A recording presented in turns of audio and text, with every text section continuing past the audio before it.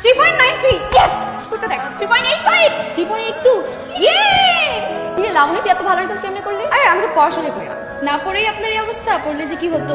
আচ্ছা লাউনি শোন, নেক্সট পরীক্ষা যদি তুই আমাদেরকে নোটস না দেখাস না তোর কিন্তু খবর। আমি তো বললাম আমি কোনো নোটস করি না, তাহলে তো দেখাতাম। এই মা ফোন দিছে। হ্যাঁ মা বলো না। কই তুই? মা আমি কলেজে। এই শোনো না, আজকে আমার রেজাল্ট। এক্ষুনি বাসায় আয়, বাবা এই অবস্থা বাথরুমে পড়ে গেছে। কি বলো? আমি এখনই আসছি। এই শোন, আমার না এখনই বাসায় যেতে হবে, বাবা বাথরুমে পড়ে গেছে। যাই রে, তোরা থাক।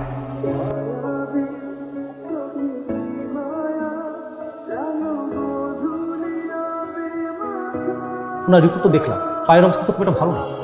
তাছাড়া ওনার ডায়াবেটিস অতিমাত্রায়, মাঝে মাঝে আবার এটা নীল হয়ে যাচ্ছে। এটা তো স্বাস্থ্যের জন্য খুবই ঝুঁকিপূর্ণ। তাছাড়া আপনার বাবার হার্ট এবং ডায়াবেটিস নিয়ন্ত্রণের বাইরে। আমি কিছু ওষুধ লিখে দিচ্ছি, এই ওষুধ কন্টিনিউ চলবে। আর ওনার ইনফেকশনের জায়গাটাতে আমি ব্যান্ডেজ করে দিচ্ছি। কন্টিনিউ কিন্তু ড্রেসিং করতে হবে, এটা কিন্তু মানে না করলে হবে না।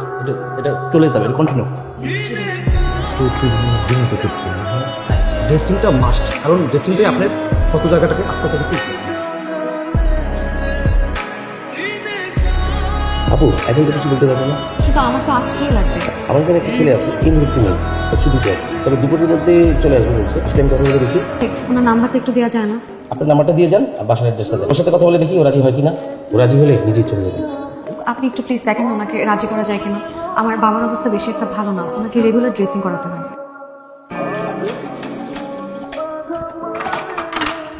কি সমস্যা? এতবার কলিং বেল দিচ্ছেন কেন? বাসা একজন পেশেন্ট আছে, আপনি জানেন না?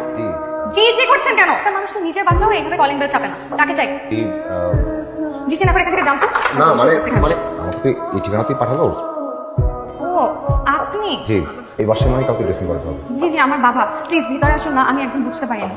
প্লিজ ভিতরে আসুন, বুঝতে পারি না, আপনি কিছু মনে করবেন না। একটু সহ্য করেন, ঠিক হয়ে যাবে।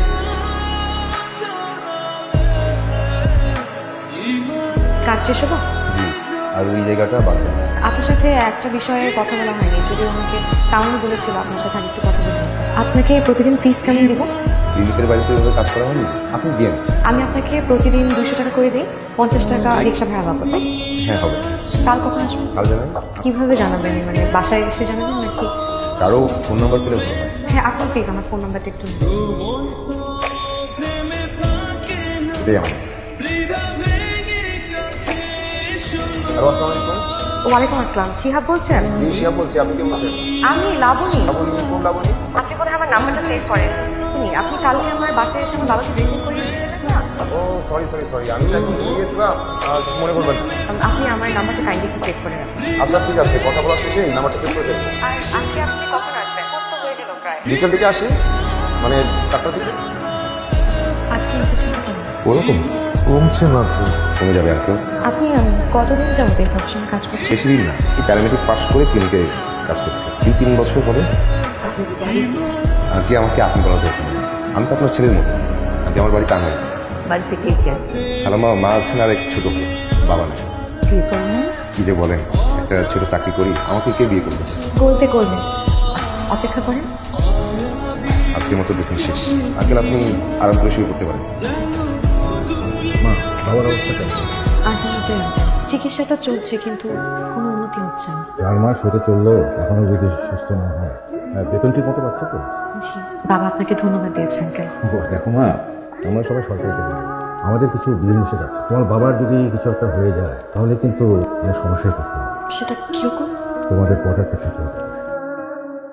কিন্তু আঙ্কেল আমি তো ছোটবেলা থেকে এখানে থাকি, এটা ছেড়ে দিলে আমরা কোথায় যেয়ে থাকবো? আমাদের গ্রামে এক খণ্ড জমি আছে, কিন্তু আমাদের কোনো বাড়ি তো নেই আঙ্কেল। আমি আর বাবাকে নিয়ে ভাবতে পারছি না আঙ্কেল। বাবা যদি এই পৃথিবীতে না থাকে আমরা কিভাবে থাকবো আপনিই বলুন। হ্যাঁ মা, সবই বুঝি। এই খামটা রাখো, আমরা কলিগরা মিলে তুলেছি, আমাদের সবার একদিনের বেতন।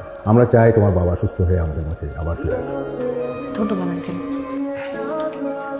সরি, কেন? ফিটা যদি আমি আগামীকাল দিই কোনো অসুবিধা আছে? কোনো সমস্যা নেই, আমি আগামীকাল নেব। আচ্ছা শুনুন, আমার বাবাকে একটু সুস্থ করে তুলুন না প্লিজ।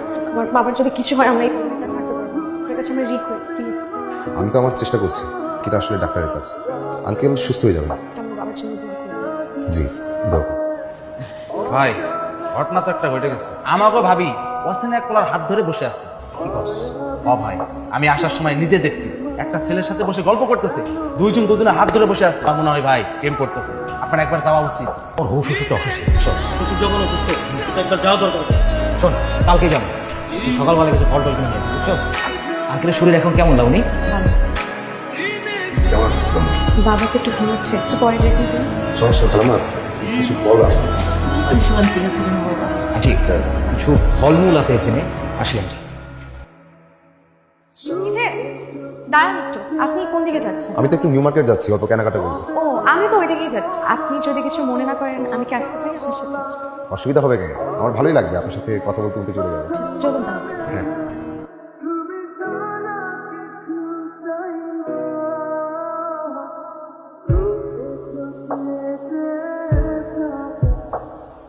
কাল আসবেন কিন্তু। হ্যাঁ আসবো। একটা কথা মনে রাখবেন, এটা কিন্তু আপনার দায়িত্ব। হ্যাঁ, দায়িত্ব অক্ষরে অক্ষরে পালন করবো। সব দায়িত্বই সব দায়িত্ব পেলে সব দায়িত্বই পালন করবো। পালন করতে পারবেন তো? এতদিন দেখে কি মনে হলো? বলবো, আগে বাবা সুস্থ হোক। ঠিক আছে, তাড়াহুড়া নেই, আমি অপেক্ষা করবো। আমি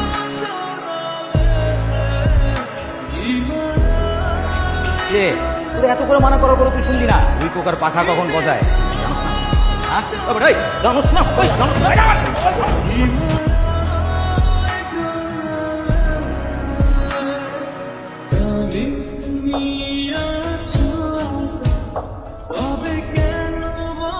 আচ্ছা ভাইয়া, শিহাব কোথায়?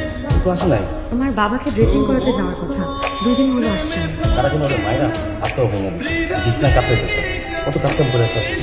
গল্পে তারা কিন্তু 2 দিন আগে ঠিক মারছে। ওনার বাসার অ্যাড্রেসটা আমাকে একটু দেওয়া যাবে? মেসেজ থাকে পরিবার যেতে চান? খুব ভালো হয় যদি।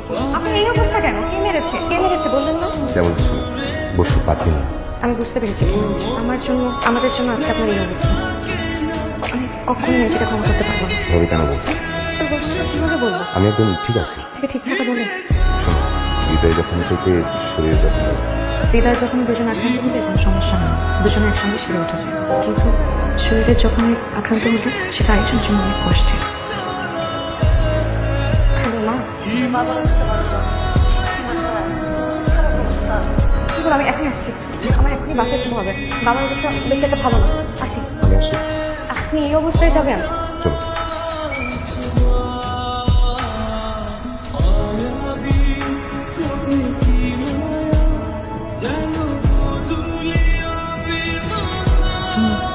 আমি একটু ড্রেসে খুশি। যা